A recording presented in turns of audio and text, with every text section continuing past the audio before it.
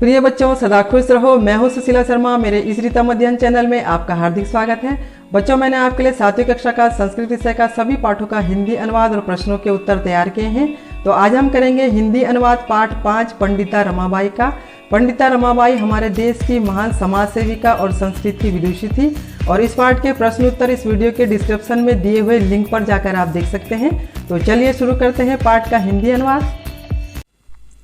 बच्चों, पाठ पंडिता रमाबाई के जीवन परिचय से शुरू होता है। स्त्री शिक्षा क्षेत्रे अग्रगण्या पंडिता रमाबाई 1858 तमे ख्रीष्टाब्दे जन्म अलभत। स्त्री शिक्षा क्षेत्र में अग्रणी पंडिता रमाबाई ने 1858 ईस्वी में जन्म लिया। तस्याः पिता अनंत शास्त्री डोंगरे, माता च लक्ष्मीबाई आस्ताम। उनके पिता अनंत शास्त्री डोंगरे और माता लक्ष्मीबाई थी।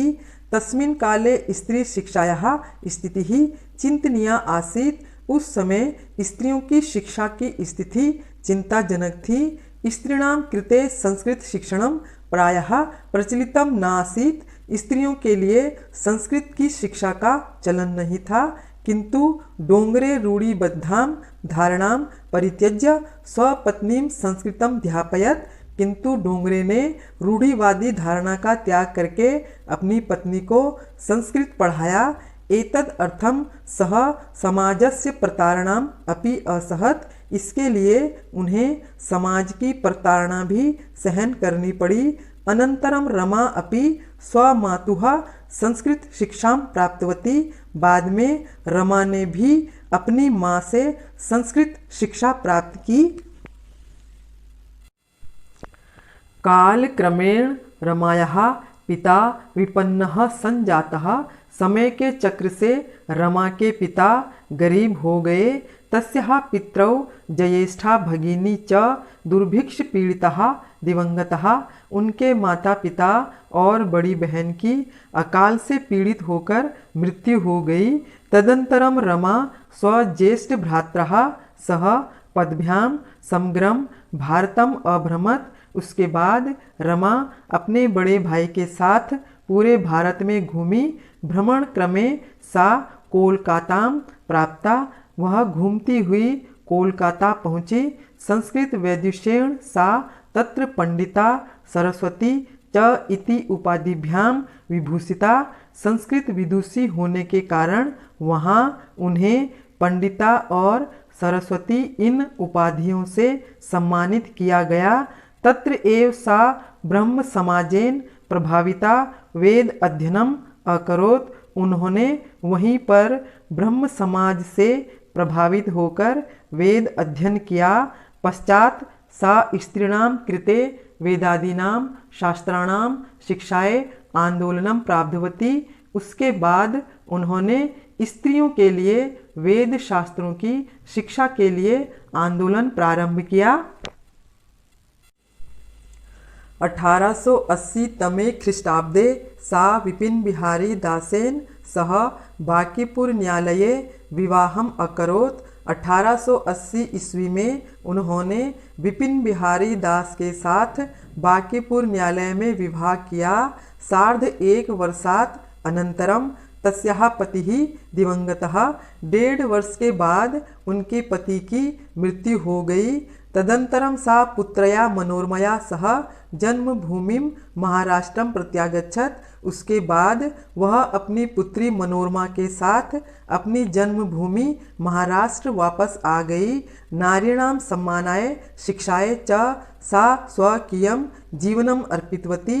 उन्होंने स्त्रियों के सम्मान और शिक्षा के लिए अपना जीवन समर्पित कर दिया।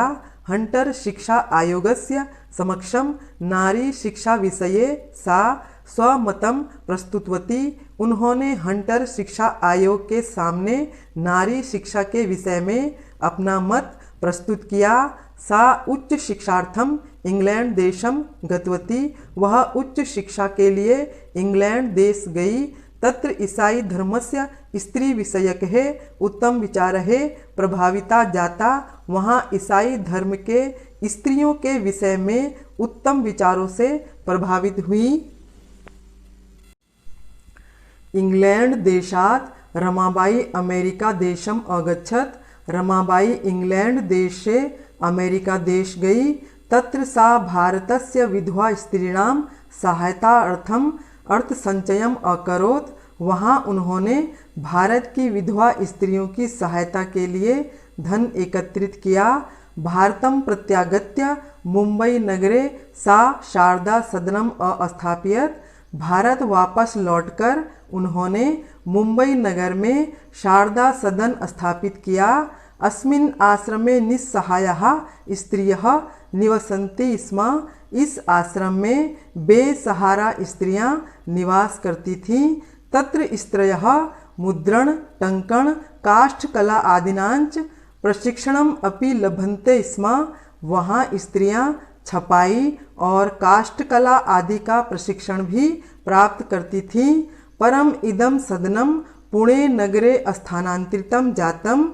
उसके बाद यह सदन पुणे नगर में स्थानांतरित हुआ।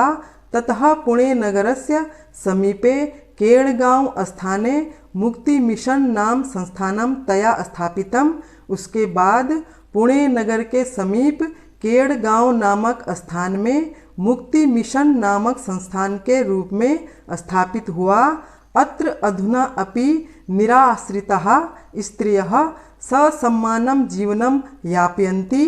यहाँ आज भी बेसहारा स्त्रियां सम्मान सहित जीवन यापन करती हैं। 1922 तमे ख्रीष्टाब्दे रमाबाई महोदयायाः निधनम अभवत्। 1922 ईस्वी में रमाबाई महोदया की मृत्यु हो गई।